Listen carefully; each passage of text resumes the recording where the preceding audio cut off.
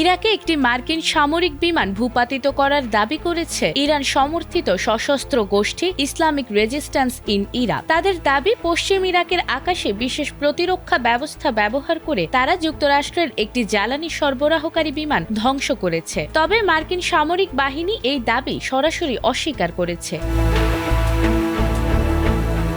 মধ্যপ্রাচ্যের উত্তেজনাপূর্ণ পরিস্থিতির মধ্যে ইরাকে একটি মার্কিন সামরিক বিমান বিধ্বস্ত হওয়ার ঘটনা ঘটেছে। যুক্তরাষ্ট্রের সামরিক বাহিনী জানিয়েছে, পশ্চিম ইরাকের আকাশে KC-135 মডেলের একটি রিফুয়েলিং বিমান দুর্ঘটনার শিকার হয়। মূলত আকাশে দুটি বিমানের সঙ্গে জড়িত একটি ঘটনার পর KC-135 বিমানটি নিচে পড়ে যায়। তবে এতে শত্রুপক্ষের হামলা বা নিজেদের বাহিনীর গুলি বর্ষণের কোনো ঘটনা ছিল না। মার্কিন সামরিক বাহিনীর আঞ্চলিক কমান্ড এক বিবৃতিতে এসব তথ্য জানিয়েছে।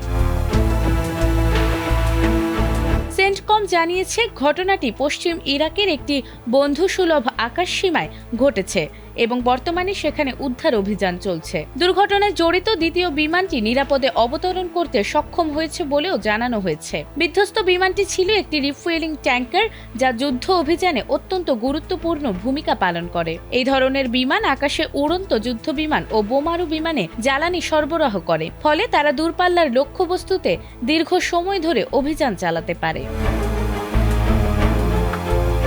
রিফুয়েলিং এর সময় যুদ্ধ বিমানকে ট্যাঙ্কার বিমানের খুব কাছাকাছি উঠতে হয়। ট্যাঙ্কার বিমান থেকে একটি জ্বালানি পাইপ নামানো হয় এবং অন্য বিমানের পাইলট নির্দিষ্ট অবস্থানে এসে সেটির সঙ্গে সংযোগ স্থাপন করেন। কয়েক মিনিট ধরে আকাশেই জ্বালানি সরবরাহ করা হয়। এই পুরো সময় দুটি বিমান খুব কাছাকাছি অবস্থানে থাকে, যা ঝুঁকিপূর্ণ হতে পারে।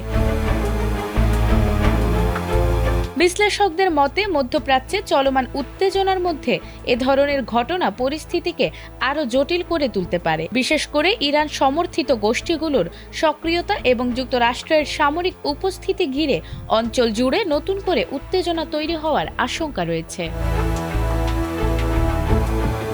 নাজমুন নাহার জান্নাত, ATN বাংলা।